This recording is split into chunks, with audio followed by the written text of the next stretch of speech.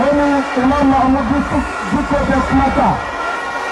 Qui demanda pour Imam Mahmoud Diko ye. Malon Bekardo. Mama mera chido ne da pele ka fo Imam Mahmoud Diko ye. Nala sonama me bega chila fo. Malon ko Mali Jeunesse ko ka fo Imam Mahmoud Diko ye. Ko akadu lui baramun kera ulu kelingena beka imam mina utiya flala ka embrasser ka fayna am baba yiche malion ko beku seka imam la so uya yirife ko no sera kala ko nga imam la jo tie camera beka yo ka fonya embrasser moria ka fayna papa national l'icône la référence une gratuit.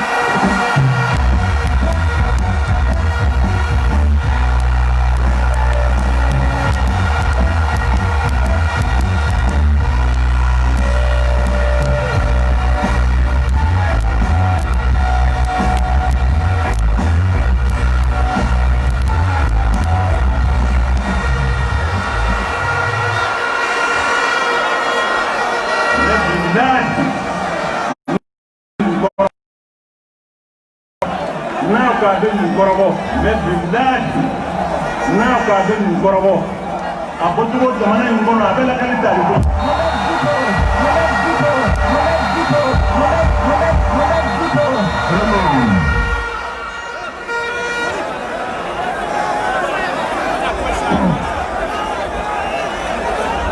بسم الله الرحمن الرحيم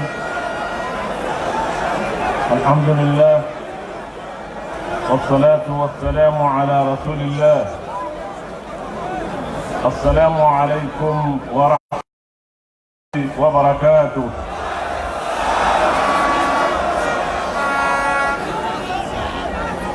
جماعة على التنينبو كبركة عليه كسلي على محمد عليه الصلاة والسلام أوفوا لينكو مها كتونيني جمافة نيلا هدو تعالى ننسرق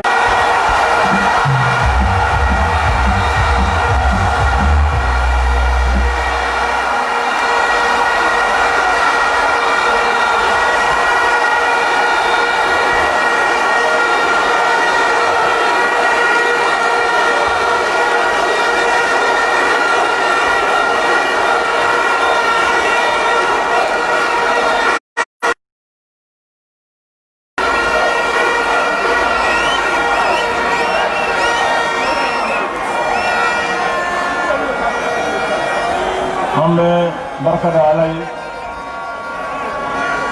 jama min be kana inga ka bele de fu ka bedo kram mando yala ka ni ala fe an sigani here ya rabbi alaka kenayin ka kunte here al-salamu jama ne kuma chama men nale ngambe hakatoni ni jama fe mbese gi kuma inga wati be kamo hakli jigi imam mahmoud biko ya al-mamidi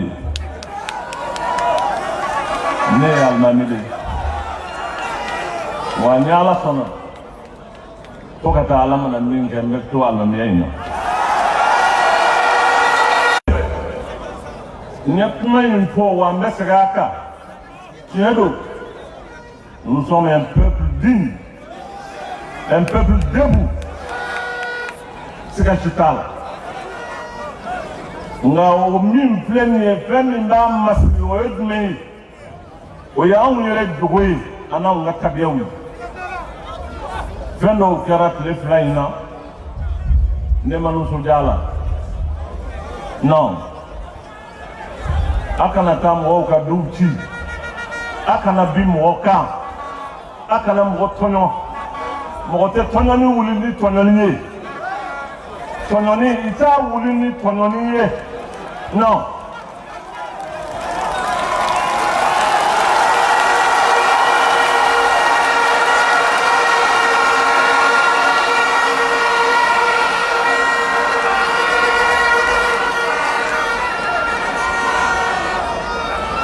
o fɛn minnu kɛra ne hakili la o kɛra ni dusu ye nka a ma kɛ ni hakili ye ne t'a fɛ ne den ninnu ka kɛ ten a kana sɔn o ma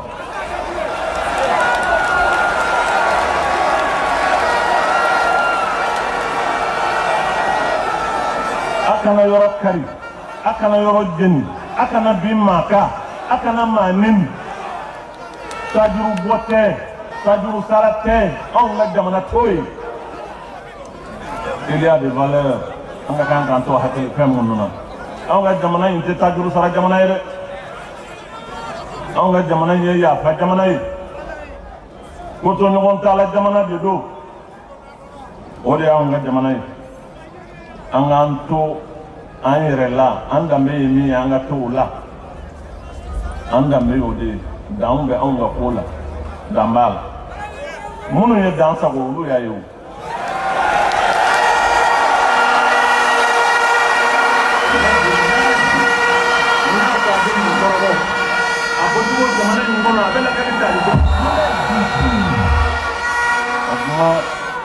ne bɛ min fɛ ni alimami de ye n ka kan ka kuma cogo min o y'o ye peut-être o ye n yɛrɛ ka lahalayaw ni n ka faamu cogow ye ne bɛ min fɛ tajuru sara bere an k'o bila kɛrɛfɛ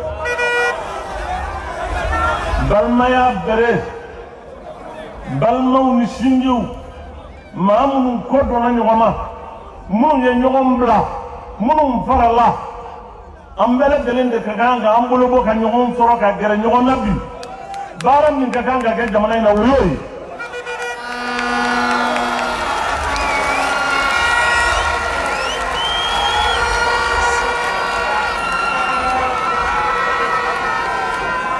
an k'an hakili to o la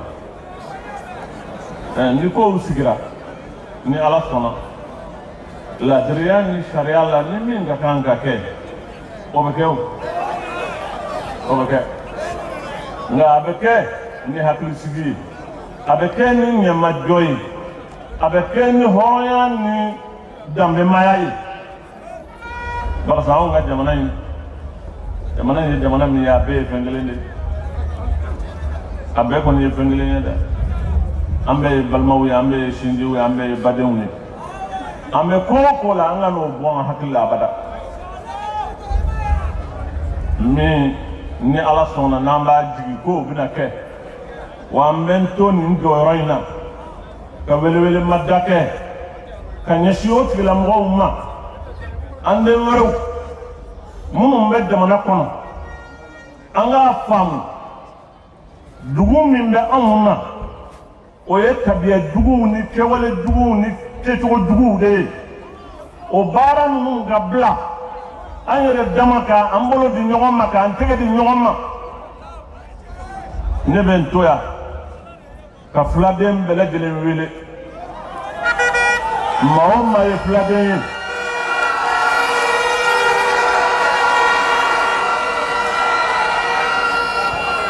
n'a bɛ jamana in kɔnɔ n'a ye marifa ta kun o kun kama n bɛ n to n jɔyɔrɔ in na k'a fɔ u fa y'u wele u ka marifa bila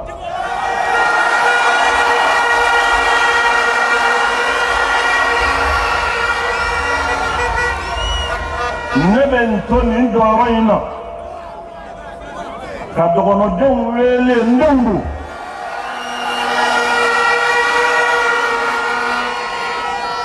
k'a f'u ɲɛna u fa y'u wele marifa ka bila an yɛrɛ dama ka ɲɔgɔn minɛ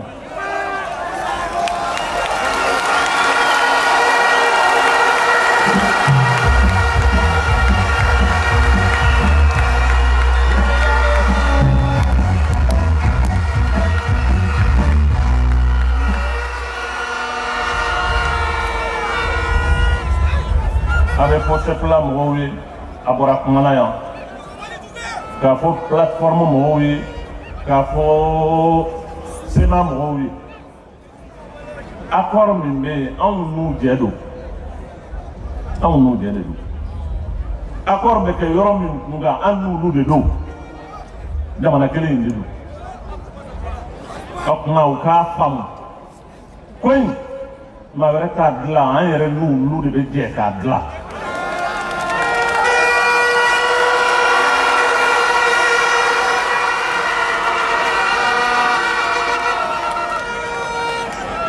n y'a fɔ n bɛ segin a kan n ko ni ala sɔnna ne hakilila k'a fɔ alhamdulilayi n ka kan ka min kɛ yan pilasi in kɔni na n ye caman k'a la.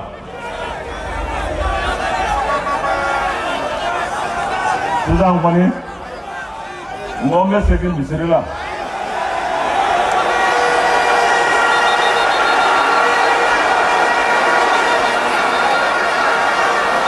ne bilahi n'a ko a bɛ nin kɔrɔbɔ a ko cogo jamana in kɔnɔ a bɛ lakali tali ko.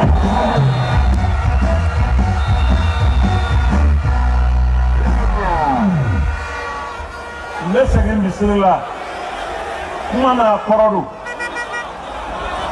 kuma n'a kɔrɔ don n y'a fɔ n bɛ segin a kan walahi n bɛ nin ko in na foyi t'a la jɔyɔrɔ la ko ne hakili b'o la.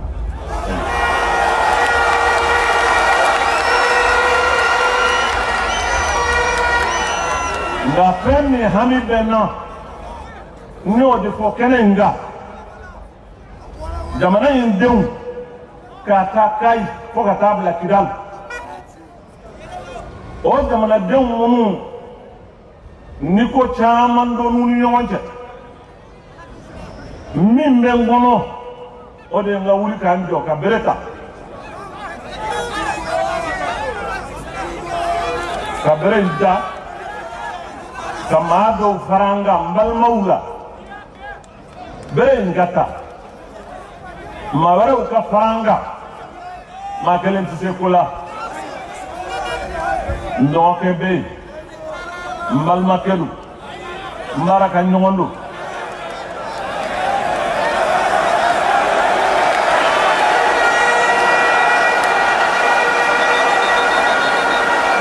a ye sabali a ye sabali a ye sabali a ye sabali a ye sabali a ye sabali a ye sabali anw ka jamana in t'o ye dɛ a ye sabali an bɛ jamana min na o t'o ye jamana in ye misibiri de ye a bɛ joli to a kɔnɔ ka nɔnɔ bɔ anw tabiya ye o de ye kari ye nin fɔ kari ye nin kɛ o dama an n'a farala o t'anw tabiya ye dɛ.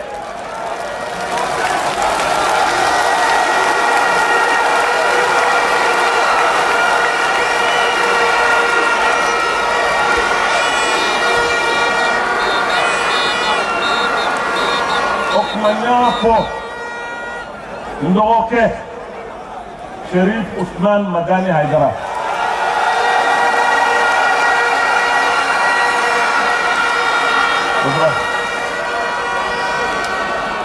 ka n balimakɛ fara a kan n balimakɛ n jɛɲɔgɔnkɛ n teri son éminence cardinal Jean Zerbo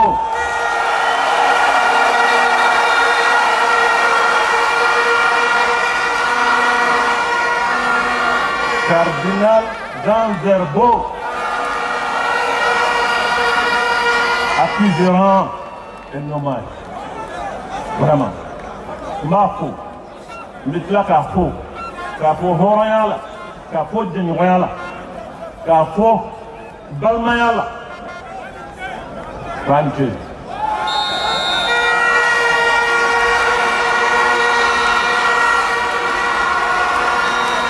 mɔgɔ wɛrɛ ka fara n kan mɔgɔ wɛrɛ min ka di don n b'a dɔn kabini a fitininama o ye le pasteur Nord kabini a denmisɛnnama ne b'a dɔn Tɔnbɔkutu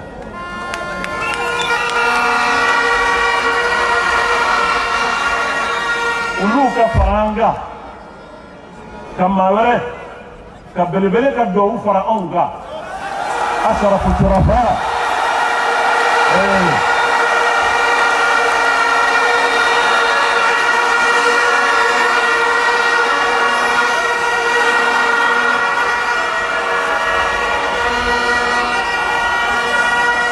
أشرف الشرفاء أشرف الشرفاء كانوا بين منه فارغ وكان أنا مثلك أقرب لنا إن لله عباد لو أقسموا على الله لأبرهم.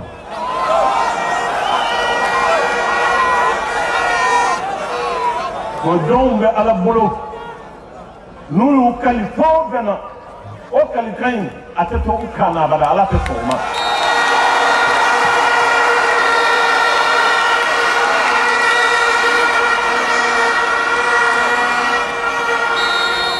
ما فرمي يكلي فما ينقوله ويا أشرف الشرفاء.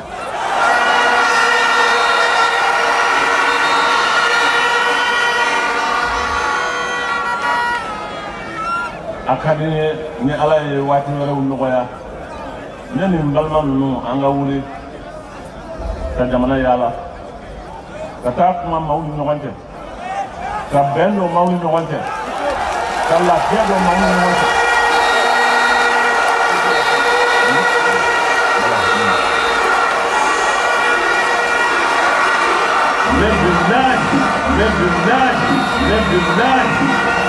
n'a ko a bɛ nin kɔrɔbɔ a ko cogo jamana in kɔnɔ a bɛ lakali tali ko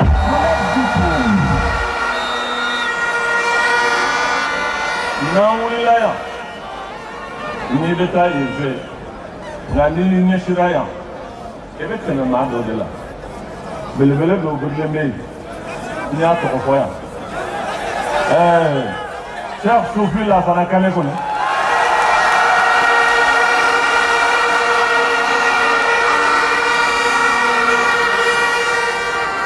ne y'a fɔ aw ye yan nin jɔyɔrɔ kelen in na wa ŋunankan in ala y'a mɛn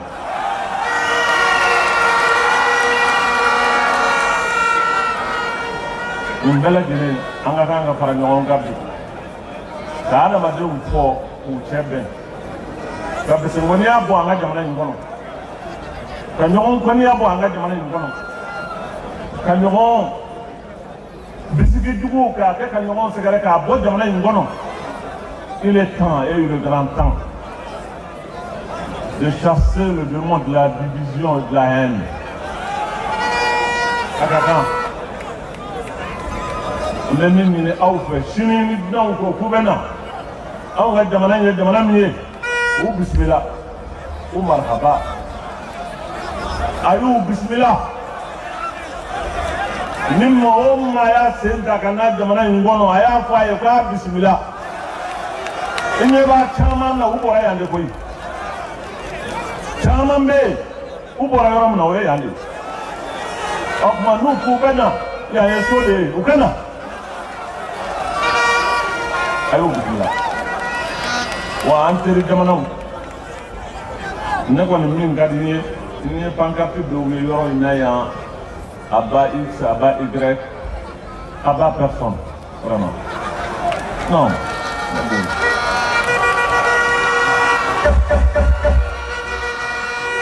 Vraiment, on a beau là. Puis, on a quand même un terminé. Maman, toi, avec des manières de mes clients derrière, ni qu'on a gueulé nous, et bismillah. Là, c'est la jeunesse qui doit être debout sur les remparts.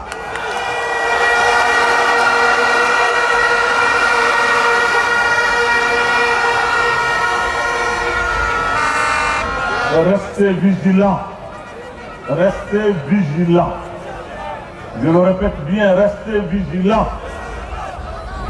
Jamana yaw ka jamana de. On taille le flacon de là. Oui, yaw de taille. Aya tesra là. Okma.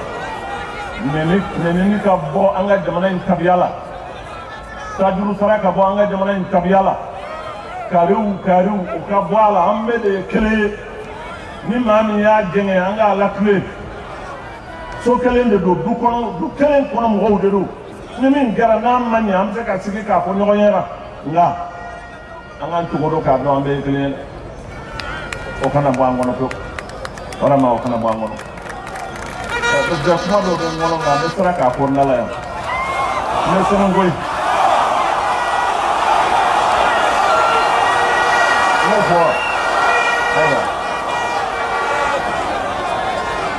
Hali n kɔrɔkɛ n kɔrɔkɛ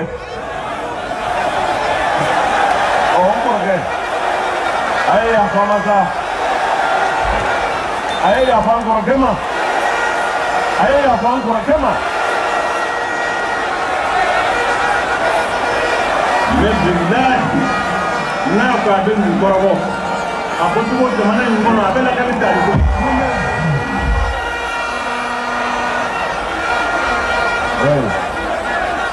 Jangan lepas itu. Wah, ini tidak apa kata. Nah, angana ni ayah ramai itu. Angana kau ini hati ini. Angdu suka nak bawa kunu kani ayah reko. Angana kau ini horayai. Angana kau ini dah memayai. Neta kau ini oye kana awfu. Katilaka awfu. Katilaka awfu kokura. Kafai ani chayeri. Let's go for the gateme. Alamadem wana teteme. Demzanu no farla nyonga kata udo. Ni au ni mabo kaban. What is it, imam?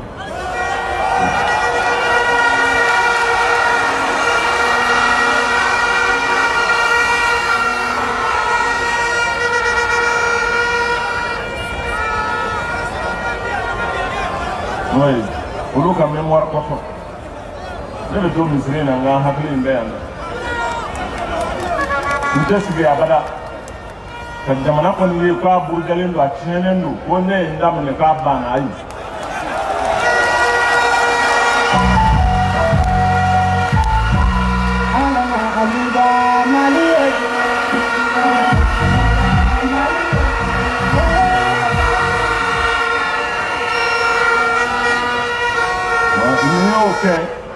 o denmisɛnnin minnu joli bɔnna n ka da in na ani n ka misiri in na ka kuma n'an ye ɲɔgɔn ye sini ne bɛna mun f'u ɲɛna ni ala sɔnna n'o lahidu ta ni ala cɛ n bɛ dugawu k'u ye k'a ɲini ala fɛ ya rabbi ala ka badabada nɔgɔya u ye ala ka yafa u ma n y'a ŋaniya ni ala sɔnna n bɛna lajɛ tile fila in na ka sarakaba bɔ denmisɛnninw ye minnu binna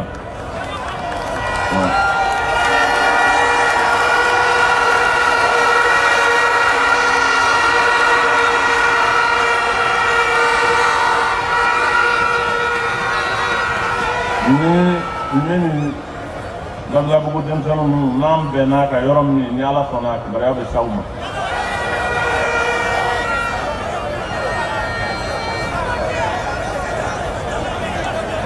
Ismaïla Cissé, oui, c'est vrai, et je dois le dire ici et lancer un appel pressant. J'ai vraiment quelques messages, un message à l'endroit de nos enfants porteurs d'uniforme.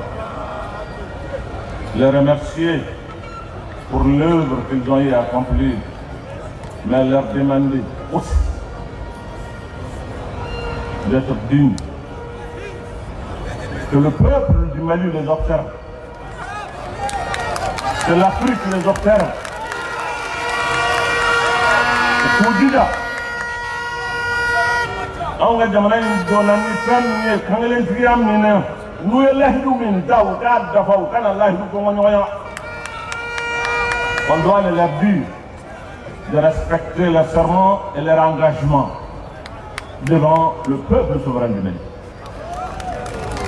Pour rappeler tout là. Faut que nous le voyons. En allant là, on est à la sona, on nous est tout comme maintenant. On va dire qu'à Foko, au Bara, il me fait Foko tout. Appelons-nous et minier. Contrairement à mon cadet, maître Mohamed Betil, moi, je suis venu au tribunal de la police. Aïe.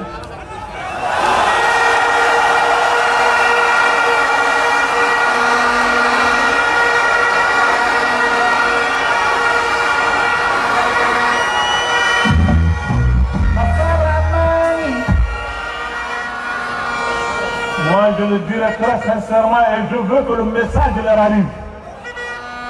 Ceux qui s'apprêtent à punir et à sanctionner le peuple martyr du Mali, ceux qui le feront, ils seront châtiés par le bon Dieu.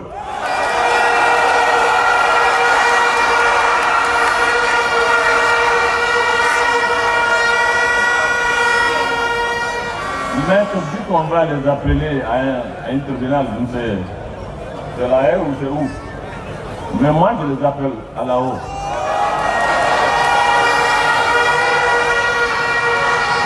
Et je suis convaincu, j'ai la conviction et la ferme conviction, ceux qui vont faire subir à ce peuple martyr du Mali des misères encore seront châtiés par le bon Dieu.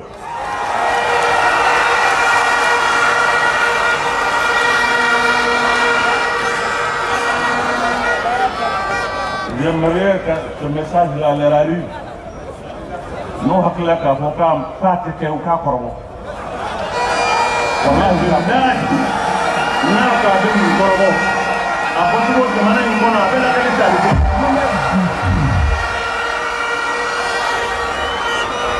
Wa minnu bɛ yen fɛ n'u y'a kɔrɔbɔ fana, walahi Ala bɛ ko yir'u la min bɛ lakali diɲɛ kɔnɔ. Ni Ala sɔnna.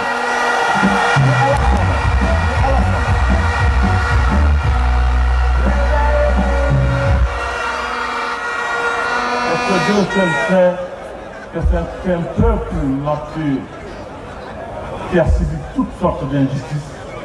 Alors au lieu de le consoler, on le menace quand même. Ou pendant ça, ou ka sabali, ala ka hakili ɲuman di an n'u ma. Nka an balimaw don, an sindiw don, a dɔw y'an kɔrɔw ye, an ni ɲɔgɔnw don. An hakilila ni Ala sɔnna, Ala bɛ hakili ɲuman d'u ma. Ala ka hakili ɲuman di an n'u ma. Il faut saluer tous les amis du Mali. Tous les amis, je deviens tous les amis du Mali. Il faut les saluer pour leur accompagnement. Avec tous les amis. Ça doit être gagné à la fin. Nous avons un fond, mettre là qu'à fort.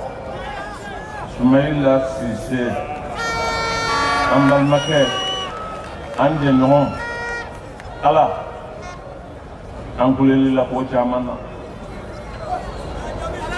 Ya jabi wabi mayan donina wala dayina ya ni do kele ina ambe tlaka kambo yi ala allame ala itan gitu maila de una muso bi ku consoler nyedi mi nu ka bo itache ele bi se ka nyedi uche ala ikanyedi nche ikasmaila sagama ni here sebe ala yeka ke ya rabbi ala makara ya rabbi ala makara anga jamana ala ka lafiya dama aka here dama ben ala ka do jamana dew ni ñongonte ala ka do jamana dew ni ñongonte ala ka do jamana dew ni ñongonte anga ñini ala fe tuguni akana ke anga jamana ngono fa yere dama bula le ñongona kelela ala ka kisam. Nous avons appris avec tristesse ce qui s'est passé hier et ce matin à Gao. J'en appelle à tout un chacun de faire preuve de retenue. L'heure n'est pas à l'affrontement. Non. Pour qu'à Sabali, Kadjamana une toté. Pour qu'à Sabali, ou Kadjamana une toté. Pour qu'à Sabali, ou Kadjamana une toté. Vraiment. Awatarate. Amanina alafa ya Rabbi. Nambe ñoo me a shewala ala ka ke here ala ka ke here ala ka ke here na dela ni ala sona anna me ka sura amma se ya ko re ko ni ala sona ni here ala ka ko no ya an wani be misila aywa ali kan baraji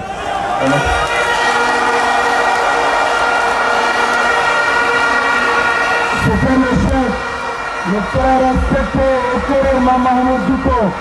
Aliou cérémonie Maba Aïtoya ou Korob Naugaro.